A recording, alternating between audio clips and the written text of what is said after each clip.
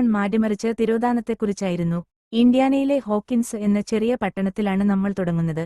വലിയ രഹസ്യങ്ങൾ. 1983 നവംബർ 6 തീയതിയാണിത്. മൈക്ക്, ലൂക്കാസ്, ഡസ്റ്റിൻ, വിൽ എന്നീ മിഡിൽ സ്കൂൾ കുട്ടികൾ അവരുടെ ഡൺജിയൻസ് ആൻഡ് ഡ്രാഗൺസ് ഗെയിം അവസാനിപ്പിക്കുകയാണ്. അവർ സൈക്കിളിൽ വീട്ടിലേക്ക് മടങ്ങുന്നു. തങ്ങളുടെ ജീവിതം തകിടം മറിയാൻ പോകുകയാണെന്ന് അവർ അറിയുന്നില്ല. അന്ന് രാത്രി ഭയാനകമായ ഒന്ന് പിന്തുടരുന്നതിനിടെ വിൽ ബെയൽസ് വീട്ടിലേക്ക് മടങ്ങുകയാണ്. അവൻ വീട്ടിലെത്തുന്നുണ്ടെങ്കിലും അപ്രത്യക്ഷനാകുന്നു. അവൻ എവിടെ പോയെന്ന് ആർക്കും അറിയില്ല. അവന്റെ അമ്മ ജോയ്സ് പരിഭ്രാന്തിയിലാണ്. അവന്റെ സഹോദരൻ ജോനാഥൻ ആശയക്കുഴപ്പത്തിലാണ്. Local police chief Jim Hopper കാര്യങ്ങൾ പേടിപ്പെടുത്തുന്ന രീതിയിലാകുന്നത് വരെ സാധാരണ നിലയിൽ മുന്നോട്ടു പോകാൻ ശ്രമിക്കുന്നു. കാണാതായ മകൻ ലൈറ്റുകളിലൂടെ സംസാരിക്കുന്നത് ജോയ്സ് കേൾക്കുന്നു.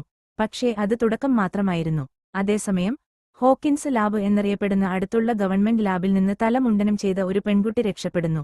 അവൾക്ക് ഒരു ഹോസ്പിറ്റൽ ഗൗൺ മാത്രമേയുള്ളൂ. പേരുമില്ല. പക്ഷേ ടെലിഗൈൻഡിക്ക് ശക്തികളുണ്ട്.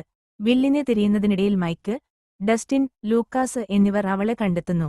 അവർ അവൾക്ക് 11 അല്ലെങ്കിൽ ചുരുക്കത്തിൽ എൽ എന്ന് പേരിടുന്നു. ക്രൂരനായ ഡോക്ടർ ബ്രന്ദർ നടത്തുന്ന ഹോക്കിൻസ് ലാബ് എന്തോ ഒളിപ്പിക്കുന്നുണ്ട്. അവർ 11ന്റെ ശക്തി വർദ്ധിപ്പിക്കാൻ പരീക്ഷണങ്ങൾ നടത്തുകയായിരുന്നു. അങ്ങനെ ചെയ്യുന്നതിനിടയിൽ അവർ അറിയാതെ അപ്സൈഡ് ഡൗണിലേക്ക് ഒരു വാതിൽ തുറന്നു. വിശപ്പുള്ള എന്തോ ഒന്ന് പുറത്തുവന്നു. ഡെമോഗോർഗൺ.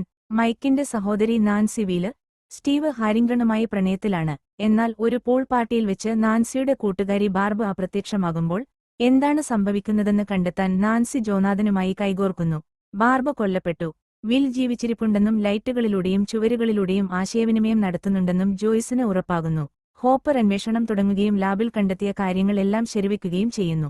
അവിടെ ഒരു കവാടമുണ്ട്. ഒരു രാക്ഷസനുണ്ട്. വിൽ അപ്സൈഡ് ഡൗണിൽ കുടുങ്ങിയിരിക്കുകയാണ്. അപ്സൈഡ് ഡൗണിലുള്ള വില്ലിനെ കണ്ടെത്താൻ 11നെ സഹായിക്കുന്നതിനായി കുട്ടികൾ ഒരു സെൻസറി ഡിപ്രിവേഷൻ ടാങ്ക് നിർമ്മിക്കുന്നു. അവൾ അവനെ കണ്ടെത്തുന്നു, ഏതാണ്ട് മരണാസന്നനായ നിലയിൽ.